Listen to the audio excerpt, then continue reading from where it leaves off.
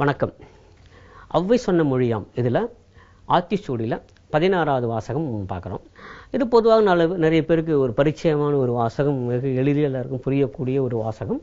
சனி நீர் ஆடு, அதுதான் அந்த வாசகம். சனி நீர் ஆடு. இதில் என்ன ஒரு ஆச்சரியமான ஒரு விஷயம் அப்படின்னா, வாழ்க்கைக்கு தேவையான ஆழமான பல தத்துவங்கள் எல்லாம் எடுத்து சொன்ன ஆத்திச்சூடியில் இந்த அளவுக்கு மேலோட்டமான ஒரு வாசகம் இருக்குது அப்படிங்கிறது ரொம்ப ஆச்சரியமாக இருக்குது. இந்த மாதிரிலாம் கூட சிந்திக்க முடியுமா அப்படிங்கிறது தான். ஏன்னா ஒன்று ஆழமான தத்துவங்களை சொல்லணும், இல்லைன்னா ஒரு ஒரு ஒரு மிகச்சிறந்த ஒரு உண்மையை எடுத்து சொல்லணும் மக்களுக்கு, இல்லைன்னா ஒரு நல்ல வழிகாட்டியாக இருக்கணும், அப்படிலாம் தான் இருக்கணும். ஆனால் இதெல்லாம் எதுவுமே இல்லாமல் ரொம்ப சாதாரணமான ஒரு விஷயத்தை கொண்டு வந்து இதில் போடுகிற போது நமக்கு ஆச்சரியமாக இருக்குது. அதுதான் ஆத்திச்சூடியில் ஒரு சிறப்பு அம்சம். மீண்டும் நாம் சொல்கிறோம், இது வந்து இட்ஸ் அ பிளெண்ட். ஆக்சுவலாக ஒரு கலவை. அது எப்படின்னா, தத்துவங்கள் இருக்குது, உண்மைகள் இருக்குது, நடைமுறைகள் இருக்குது, மிகச்சாதாரண விஷயங்களை கூட அதில் போட்டு ரொம்ப அருமையான ஒரு பிரமாதமான ஒரு கலவையாக அது ஆத்திச்சூடி தந்திருக்காங்க. அதில் ஒரு வாசகம் வந்து சனி நீராடு அப்படிங்கிறது. இந்த சனி நீராடுங்கிற வாசகத்துக்கு பல பேர் பல்வேறு விதமான பொருள்லாம் கொடுக்குறாங்க. ஏன்னா அதெல்லாம் அடிப்படையான ஒரு உண்மை ஏற்றுக்க மறுக்கிறாங்க. ஏன்னா சாதாரணமான ஒரு விஷயந்தான் இது அப்படிங்கிறத ஏற்றுக்க மறுக்கிறாங்க. ஏன்னா ஆத்திச்சூடியில் ஔவையாக சொல்லிட்டாங்க, அதனால அது ரொம்ப பிரமாதமாக இருக்கணும் அப்படின்னு நினச்சிக்கிட்டு அவங்களாக ஏதாவது புது புது பொருள்கள்லாம் சொல்லிக்கிட்டு வராங்க. அப்படிலாம் இல்லை. சனி நீர் ஆடு அப்படிங்கிறதுக்கு பொதுவாக எல்லாரும் சொல்லக்கூடிய ஒரே ஒரு பொருள், தயவுசெய்து சனிக்கிழமைக்கு எண்ணெய் தேய்ச்சி குளிங்க, அவ்வளோதான், வேறு ஒன்றுமே இல்லை. இதுதான் அவங்க சொல்கிறாங்க. எல்லாரும் ஏற்றுக்கொள்ளக்கூடிய ஒரு விஷயம். ஆனால் பல பேருக்கு அதை ஏற்றுக்கொள்ள மனசு வரலை. ஒரு பெரிய ஒரு தமிழ் இலக்கியத்தில் ஒரு தமிழ் மூதாட்டி வந்து இந்த மாதிரி விஷயத்தை கொண்டு வந்து சொல்லியிருப்பாங்களா அப்படிங்கிறது. இன்னும் பல பேருக்கு அந்த வழக்கம் இல்லாமல் இருக்கலாம், அதை ஏற்றுக்கொள்ள முடியாமல் இருக்கலாம், அதனால இது இல்லை அப்படின்றாங்க. அதெல்லாம் இல்லவே இல்லை.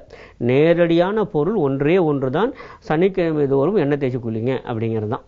இது என்ன ஒரு சாதாரணமான விஷயமா நினச்சிட்டு இருக்கோமோ, உண்மையிலே சாதாரணமான விஷயம் இல்லை அப்படிங்கிறது தான் இதில் மிகப்பெரிய செய்தி.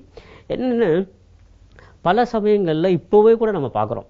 ஏன்னா ஒரு குளியல் அப்படிங்கிறதே எப்படின்னா ஒரு கடமை மாதிரி ஆயிடுச்சு எல்லாருக்கும். ஒரே நிமிஷம் குளிச்சுட்டு வந்துடுறேன் அப்படி ஓடி போகிறவங்க தான் நம்ம பார்க்குறோம். இன்றைக்கி அப்படி தான் ஓடிட்டு இருக்கு. இயந்திர வாழ்க்கை அப்படி தான் போயிட்டுருக்கு. இது ஏற்கனவே பல முறை இப்படியே கூட இருந்திருக்கு. என்னென்னா மனித இனத்திலேயே நீங்கள் பார்த்தீங்கன்னாக்கா பல பேருக்கு இந்த குளியலுங்கிறது ஒரு கசப்பான ஒரு விஷயமா கூட இருக்குது. முடிஞ்ச வரைக்கும் ஏதாவது ஒரு விஷயம் தள்ளி போடணும்னா முதல்ல அவங்க எடுக்கிறது குளியலாக தான் இருக்கும், இன்றைக்கி வேண்டாம் அப்படின்னு சொல்லிட்டு. இது பல பேர் கிண்டலாக கூட சொல்லுவாங்க. இளைஞர்கள்லாம் எங்கேயாவது இந்த பேச்சுலர்ஸ் ஹாஸ்டல்லாம் போனோம்னா ஞாயிற்றுக்கிழமை விடுமுறை அப்படின்னா முதல்ல விடுமுறை விடுவது குளியலுக்கு தான் அப்படிலாம் சொல்லுவாங்க. இன்றைக்கி சண்டே ஏன் குளிக்கணும் அப்படின்னு கேட்கலாம் இருக்காங்க. ஆனால் இது பல நூற்றாண்டுகளுக்கு முன்பே அவ்வையார் இது எடுக்கிறாங்க இந்த விஷயத்தை.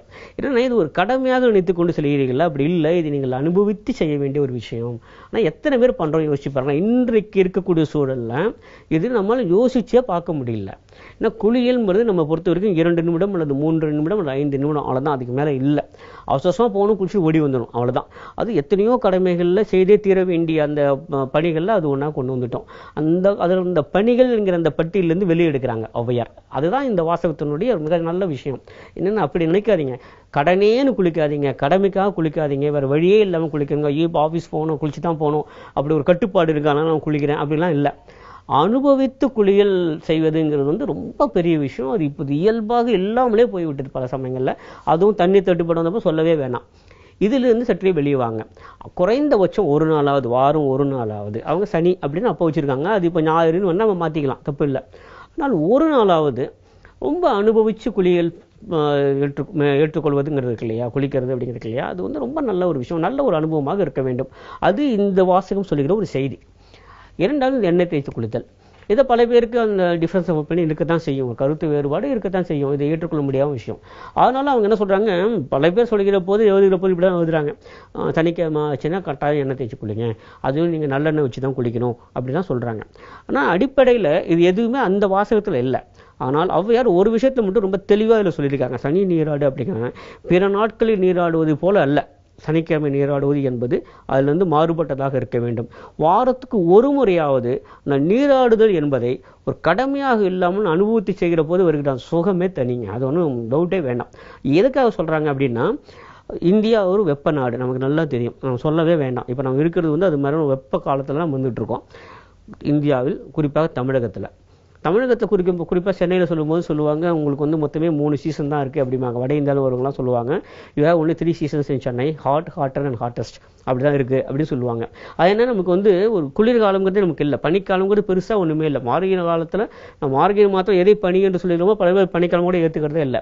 அது மாதிரியான ஒரு வெப்பம் சூழ்ந்த ஒரு பிரதேசத்தில் இருக்கிற போது இந்த நீராடுதல்ங்கிறது உண்மையிலே ஒரு சுகமான ஒரு அனுபவமாக இருக்க வேண்டும். ஆனால் தண்ணீர் தட்டுப்பாடுங்கிற ஒரு மிகப்பெரிய விஷயம் வந்ததுக்கு அப்புறம் அதற்கான ஒரு வசதியே இல்லாமல் இருக்கிற வாய்ப்பே இல்லாமல் போய்விட்டது. அதனால் அதை நாம் ஏற்றுக்கொண்டாக வேண்டும். ஏதேனும் ஒரு முறையாவது பண்ணணும். சரி, 2 3வது மிக முக்கியமான விஷயம், குளியல் என்பது ஆரோக்கியத்துடன் நேரடியாக தொடர்புடையது. நல்லா ஞாபகம் வச்சுக்கணும். குளியல் என்பது ஏதோ வெறும் புறத்தூய்மைக்காக மட்டுமே இல்லை அப்படிங்கிறத மட்டும், அது அழகு சேர்ப்பதற்காக புறத்தூய்மைக்காக மட்டுமே இல்லை. அதுதான் ஆரோக்கியமான விஷயம். அதுதான் உடல்நிலையை சரியான தட்பவெப்பத்துக்கு நம்ம கொண்டு வந்து சேர்ப்பது. அதுதான்.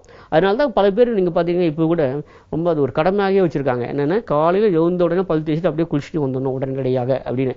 ஏன்னால் தூங்கி வந்திருக்கிற போது உடல் வெப்பம் சற்றே அதிகமாக இருக்கிறது. அதை சமநிலைக்கு கொண்டு வருவதற்கு உடனடியாக குளிக்க வேண்டும். அதுதான், வேற ஒண்ணுமே இல்லை.